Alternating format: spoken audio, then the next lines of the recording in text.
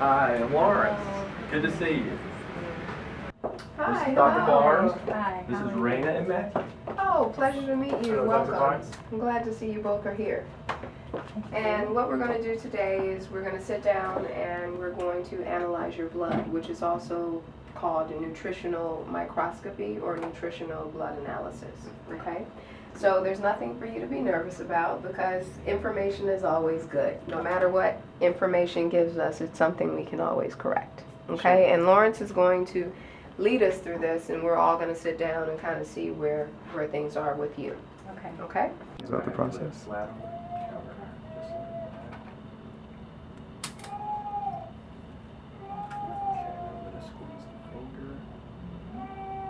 So how often should we do a blood analysis? Initially, to correct the issues, about once you do your first one, and then about 8 weeks later, you do a second one, and that's for us to make sure that things are going in the right direction. Then about 8 weeks later, the blood should have completely regenerated. After that, once a year, just to stay on top of things. Okay. I'm gonna squeeze. You tell me if I squeeze too hard. I didn't do a real good stick that time, so I may have to actually do another stick. Healthy cells, similar to those, okay, there. So the ones that you see that are little odd shaped and things, those are the kind that we want to start to work on and create healthier cells as they regenerate. Very hydrated. Yeah, need hydration. See how they're all stuck and they're just kind of sitting? Yeah. Yeah, we want to get movement, and you need about half a gallon of water a day minimum. People that are very active need even higher amounts. I try to get 70, 80 minimum. I know And you try usually to what get a I gallon. do is your gauge is half an ounces of your body weight. So whatever your body weight is, you should at least get half of that in ounces. That's the Okay. minimum. If you're exercising, you're releasing more sweat than a normal person just going through their day, then you're going to need more than that. And if Okay. this is the state that you're in right now, you're going to need more than that A anyway. lot more water. Yeah. And you would be surprised if I had you start drinking water right now. These cells would actually start moving on the monitor. Right. Yeah, I haven't had much water today, actually. Yeah. But what we're going to work on is the shape. Okay, I'm this sorry. is a white blood cell right in the middle of a bunch of fungus, and the white blood cell is trying to do away with the fungus. So we're definitely going to address your parasites because you've got your samples there. Yeah. Okay. Okay. So And what is This is interesting. This is what we call fibrin and spicules, these little hairs. They indicate liver congestion. Now, it doesn't mean the liver is Okay. not working, it means the liver is working, but your liver is your main defense system against disease. It's your it's the first thing that the blood gets filtered through. And over time it becomes congested, and this is when a good liver detox might be in order. Start clearing that junk out. And are these glowing green here? Yeah, well, maybe leaning a little bit to the green, so we may be going, the liver and the gallbladder are very closely related, so we may be going to a little bit of gallbladder stuff right there.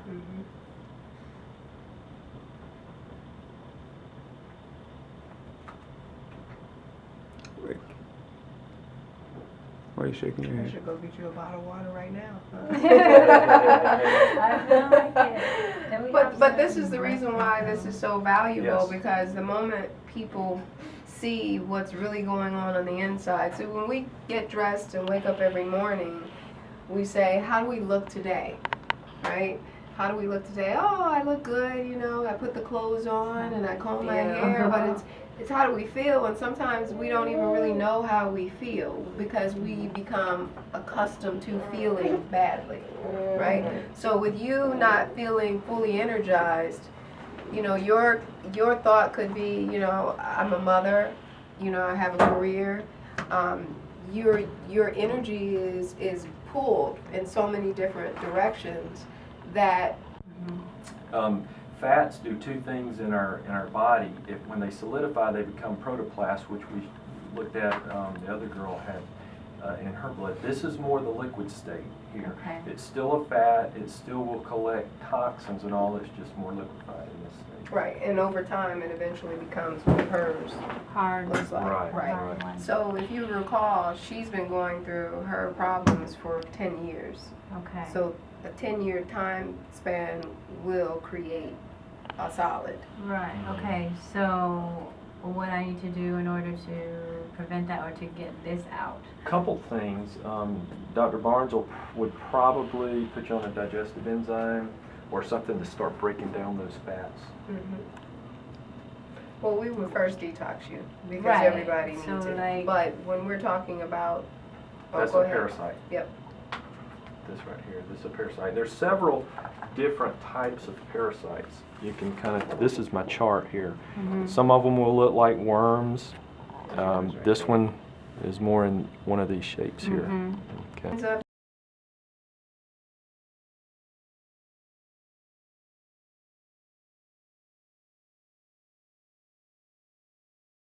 if you can imagine a movie, scary movie, and the monster or the bad guy is disguised as something, they take on different disguises, parasites do. Oh, so that's why it looks like it could be a cell, but Correct. not And really. and parasites, the moment you start addressing them within 30 days, if you haven't really, it takes longer typically to get rid of. So I noticed that the cells are not all the same shape. What does that mean? Like when these cells are oval shaped, that looks like a face right there. In different sizes, yes. One of the things that we want to do is we want to create overall health, and that it starts with the health of the blood. And the cells, we want them to be nice, round, and uniform in size. So when we see different shapes, different sizes, it's basically saying that we need to go in and we need to nourish the body and the blood in order for it to regenerate nice, healthy blood cells. Right. So in other words, in a nutshell, it means that they're not getting enough of the nutrients. They're nutrient deficient. This is your the history. dried. This is your dried.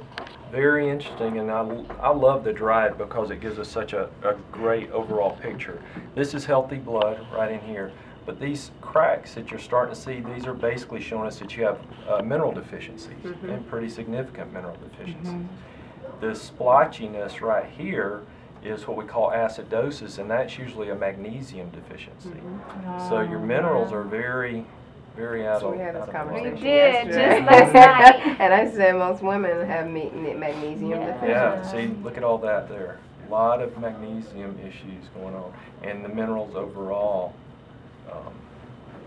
And as those things start to correct, the blood cells will start to show healthy blood Okay. cells.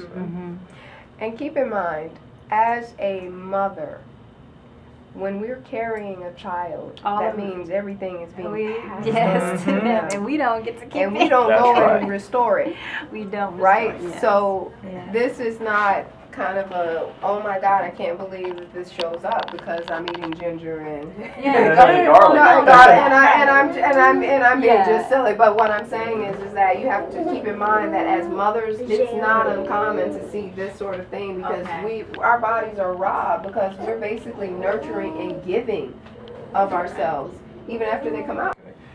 This dark ridge right along the edge here is an indicator of heavy metal degeneration, organ malfunction, or inflammation in the body. Okay, one of those three things is going on, and this is just kind of showing us that it's there. If we hit it right with nutrition and the right supplements over a 4-month period of time, we should be able to get rid of most of these holes, these lakes. 4 months. Mhm. Okay. And that's how. Now, depending on how serious the issue is, it may not all go away in 4 months, but we should see a significant improvement during that time. And if you were to just let it be and you just continued on with life as is, and then more things continue to pile up and you don't make any corrections, those legs get bigger. And then you go into an office one day and you're diagnosed with something. And then you're saying, how did that happen? And what happens in traditional medicine is here's a pill for it, Right. right? Yeah. As opposed to knowing the history and saying, well, you know what, I had fungus, I had parasites, I had undigested proteins and fats, and I had all this other stuff that's been on an ongoing basis For years. Yes. existing in my body. Yeah. And this is how me and Dr. Barnes use this. The blood is layered, and depending on what layer these things show up, tells us how serious, I don't really like to use that term, but how fast or we want to address the issue. I've seen people dealing with serious, very, very serious health issues that I didn't diagnose. They got diagnosed by their medical doctor. And on the top layer, which yours is very, very pretty, they would have huge holes. It would look like somebody took a shotgun and blew holes. I mean, Wow. I'm talking big legs, big holes. And they're in very, very poor health, you know, so that we catch it on a layer down and that they're just starting to form, you know, that tells Okay. us, you know, I'm not that far away. we got some. How good of a reflection is this blood sample from Rayna on the newborn? I've tested children as young as 3, and amazingly, you will see some of the same issues going on in children as young as 3 because depending on where the mom's health is, you know, it's going to be passed along. Right. Some people call it heredity. I call it bad food. If you ate I the same agree. thing your mama ate, you're going to have some of the That's same right, issues. right. And most families have the same issues because Yeah. they grew up eating all the same thing. And it's the energy. You're cultivating that environment to, you know, so And thoughts. But absolutely. the medical establishment, they don't want to go there with the food thing, so they're going to say it's heredity. It's not proven.